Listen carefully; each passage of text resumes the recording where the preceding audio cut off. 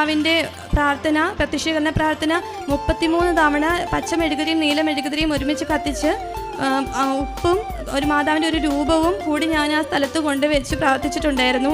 അവിടെ മണ്ണിനടി കുഴിച്ച് വെച്ചിരുന്നു. ഞാൻ പ്രാർത്ഥിച്ചു മാതാവ് 3 മാസത്തിനുള്ളിൽ തന്നെ ഞങ്ങൾക്ക് സ്ഥലം വിറ്റ് കിട്ടണേന്ന്. എൻ്റെ ചേച്ചി തന്നെയാണ് ആ സ്ഥലം ഞങ്ങൾക്ക് വാങ്ങിച്ചു. അത് 3 മാസത്തിനുള്ളിൽ നടന്നു കിട്ടി. പിന്നെയുള്ളത് അന്ന് എൻ്റെ ഡ്രൈവിംഗ് ലൈസൻസും നഷ്ടമായിട്ടുണ്ടായിരുന്നു. പക്ഷേ അതിന് നമ്പറിന് വേണ്ടി RT ഓഫീസിൽ പോയാൽ പെട്ടെന്ന് കിട്ടുന്നതാണേലും എനിക്ക് ആദ്യം ചെന്നപ്പോഴൊന്നും അത് കിട്ടിയിരുന്നില്ല. അപ്പോഴും ഞാൻ ഈ 33 തവണ പച്ച മെഴുകുതിരിയും നീല മെഴുകുതിരിയും കത്തിച്ച് വെച്ച് മാതാവിനോട് പ്രാർത്ഥിച്ച് ഉപ്പുമായിട്ടാണ് ഞാൻ പോയിരുന്നത്. അന്ന് ആദ്യം ചെന്നപ്പോഴും ഓഫീസിൽ കയറുന്നതിന് മുന്നേ ഞാൻ മാതാവിൻ്റെ ഉപ്പ് അതിന് മുമ്പിൽ ക്യാബിൻ്റെ മുമ്പിൽ ഞാൻ ഇട്ടിട്ടാണ് ഞാൻ അകത്ത് പോയത്.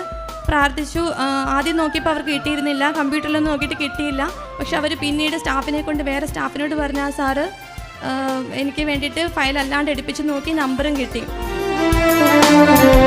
ജീവിത നൗകയിൽ ഓളം തിരമാലകൾ കൂട്ടമായി ഏറ്റം അടിച്ചിടുമ്പോൾ, ജീവിത നൗകയിൽ ഓളം തിരമാലകൾ കൂട്ടമായി ഏറ്റം അടിച്ചിടുമ്പോൾ, കാറ്റിനെ നോക്കാതെ കർത്തനെ നോക്കുവാൻ വിശ്വാസം വർദ്ധിപ്പിച്ചിടണമേ.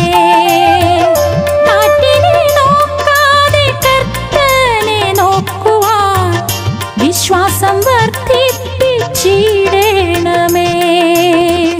വഴിയും സത്യവും ജീവനുമായ നിത്യപിതാവാം യേശുവേ, വഴിയും സത്യവും ജീവനുമായ നിത്യപിതാവാം